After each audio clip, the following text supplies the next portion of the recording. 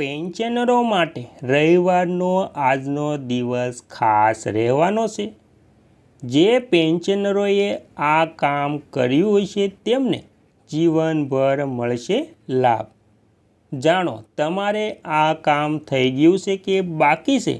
તો ગુજરાત રાજ્યના તમામ પેન્શનરો માટે ખૂબ જ અને સારા સમાચાર સામે આવ્યા છે। તેમાં આજે એટલે કે રવિવારનો દિવસ ખાસ માનવામાં આવી રહ્યો છે। તો પેન્શનરોએ આ કામ ફરજિયાત કરવું પડશે અથવા તો નથી કર્યું તો પણ તેમને ફરજિયાત કરવું પડશે, કેમ કે તેમને પેન્શન તો જોઈએ જ છે।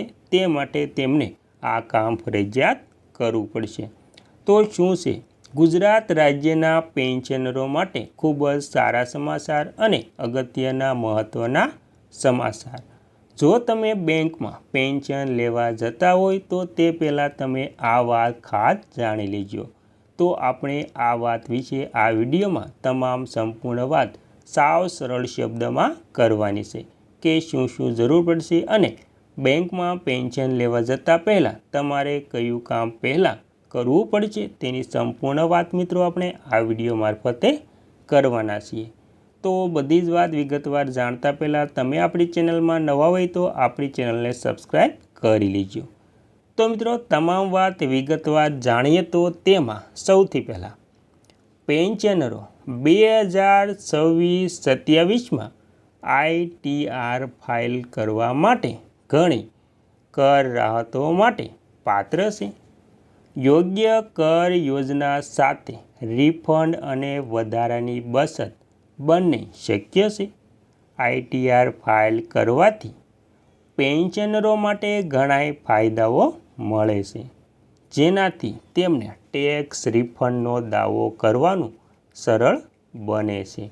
તો આવી રીતે પેન્શનરોએ 2026-27માં તેમને જે ITR ફાઇલ છે તે કરવું ફરજિયાત રહેશે અને ITR ફાઇલ કરે છે તો તેનાથી ફાયદો છે। અને ત્યારબાદ નિવૃત્તિ પછી ઘણા લોકો ધારે છે કે તેમને હવે આવકવેરા રિટર્ન ITR ફાઇલ કરવાની જરૂર નથી, કારણ કે તેમનો નિયમિત પગાર બંધ થઈ ગયો છે। જો કે જો પેન્શનરની આવક ચોક્કસ મર્યાદા કરતાં વધી જાય છે તો ITR ફાઇલ કરવું ફરજિયાત બની જાય છે। આવકવેરા વિભાગ પેન્શનને પગારની આવક તરીકે ગણે છે અને તેથી કર નિયમો લાગુ પડે છે। ત્યારબાદ વધારામાં આપણે જાણીશું કે કરલાભ ઉપરાંત તેમને એસેસમેન્ટ વર્ષ 2026-27 માટે ITR 1 અને ITR 4નું ઓનલાઈન ફાઇલિંગ કરવું થઈ ગયું છે, એટલે કે જે ઓનલાઈન ફાઇલિંગ છે તે શરૂ થઈ ગયું છે।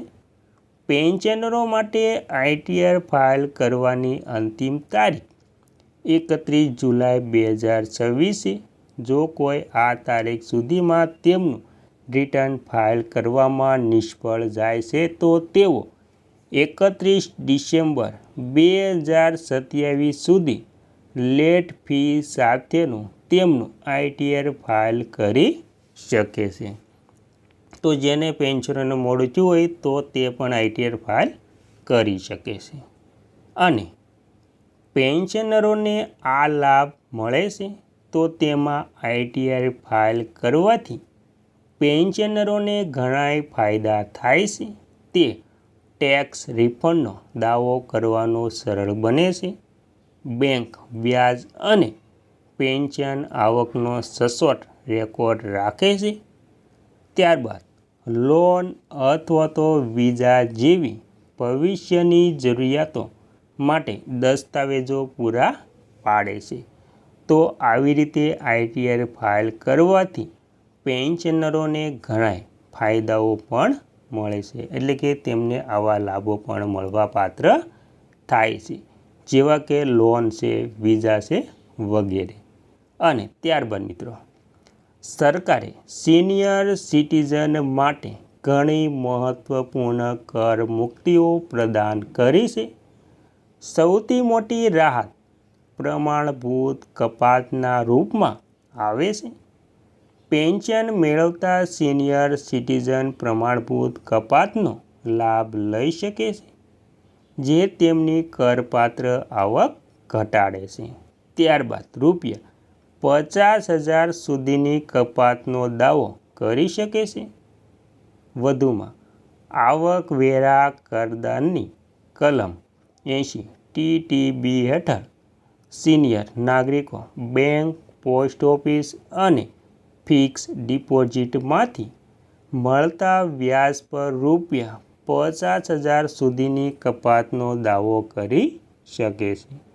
આનાથી નિવૃત્તિ પછી વ્યાજની આવક પર કરનો બોજ ઓછો થાય છે. તબીબી ખર્ચ પર પણ કર રાહત ઉપલબ્ધ છે. તો આવી રીતે તબીબી સારવાર પર પણ કર લાભ ઉપલબ્ધ છે.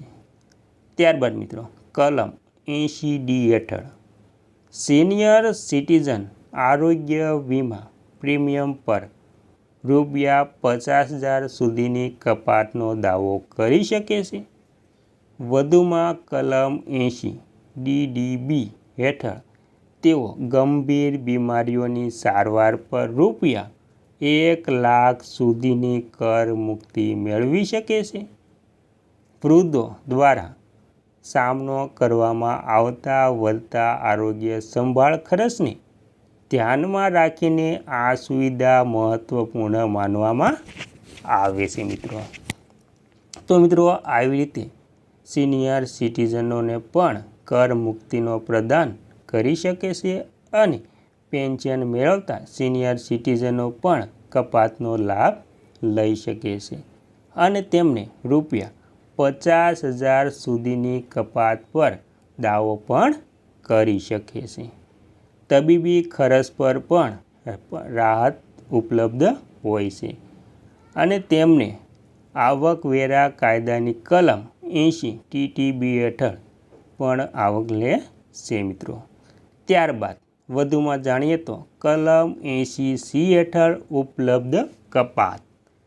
કર બચત રોકાણ કરનારા પેન્શનરોને પણ કલમ 80C હેઠળ લાભ મળી શકે છે. જીવન વીમા પ્રીમિયમ, PF, NHC અને હોમ લોનની મુદ્દલ ચૂકવણી જેવા રોકાણો પર ₹1,05,000 સુધીનું 1.5 લાખ સુધીની કપાત ઉપલબ્ધ છે. હોમ લોન ચૂકવતા સિનિયર સિટીઝન કલમ 24B હેઠળ હોમ લોન લેનારા એટલે કે વ્યાજ પર ₹2,00,000 સુધીની કપાતનો દાવો કરી શકે છે. આ લાભ જૂના કર વ્યવસ્થા હેઠળ ઉપલબ્ધ છે. ત્યારબાદ નવી અને જૂની કર વ્યવસ્થા વચ્ચે યોગ્ય વિકલ્પ પસંદ કરવો પણ મહત્વપૂર્ણ. સરકારે સિનિયર સિટીઝનને એડવાન્સ ટેક્સ અંગે પણ રાહત આપી છે.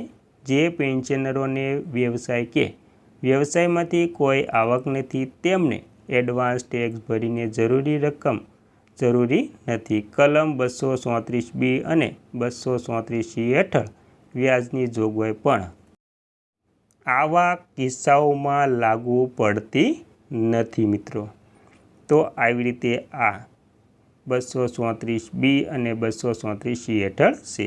ત્યારબાદ પેન્શનરો માટે નવી અને જૂની કર વ્યવસ્થા વચ્ચે યોગ્ય વિકલ્પ પસંદ કરવો પણ મહત્વપૂર્ણ છે. જેમના રોકાણ અને કપાત વધારે છે તેઓ જૂના કર વ્યવસ્થાને ફાયદાકારક માની શકે છે, જ્યારે ઓછા રોકાણ ધરાવતા લોકોને નવી કર વ્યવસ્થા વધુ સારો વિકલ્પ લાગી શકે છે.